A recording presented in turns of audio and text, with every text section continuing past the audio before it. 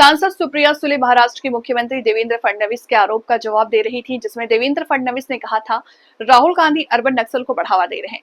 राहुल गांधी ने अपने ट्वीट में जेन जेड को लोकतंत्र बचाने के लिए आगे आने की बात की थी। सुप्रिया सुले ने कहा, राहुल गांधी की वोट चोरी से जुड़ी प्रेस कॉन्फ्रेंस पर बीजेपी की तनकीद पर भी अपनी राय जाहिर की।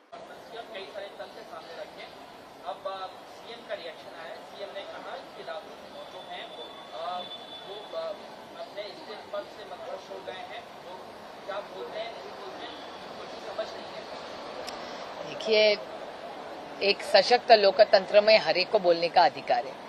राहुल जी ने डेटा बेस्ड एक पूरी प्रेजेंटेशन की तरह डेटा भेजा है। मेरे ख्याल से जो सत्ता में है वो बोले, और मेरे ख्याल से ये आरोप बीजेपी पे या किसी पे नहीं है, ये आरोप इलेक्शन कमीशन पे। तो पार्टियां क्यों चिंता कर रही है? आरोप बीजेपी तो हो ही नहीं रहा है। इलेक्शन कमीशन अगर एक इंडिपेंडेंट बॉडी है तो खुद जवाब देगी ना। इनको पार्टियों को जवाब देने की और बीजेपी को जवाब देने की कोई जरूरत भी नहीं है। कोई मांग भी, राहुल जी मांग भी नहीं रहे, राहुल जी कह भी नहीं रहे कि बीजेपी ने कुछ किया है। तो बीजेपी खुद पे क्यों ओढ़ के रह रही है कि नहीं नहीं हम डिफेंड करेंगे? कोई जरूरी थी नहीं। राहुल गांधी ने कल ये भी कहा कि जैन जी जो युवा पीढ़ी है वो देश का नेतृत्व करे और मैं युवा पीढ़ी के साथ रहूंगा। मुख्यमंत्री ने इस पर रिएक्शन देते हुए ये कहा कि ये राहुल गांधी का ऐसा कहना ये दर्शाता है कि वो माओवादी सोच के हैं।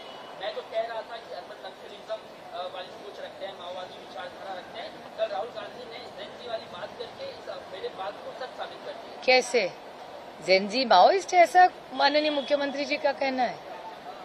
जेनजी मतलब नेक्स्ट जेनरेशन, उसमें कौन सा माओवाद आ गया? कैसे? It's to funny.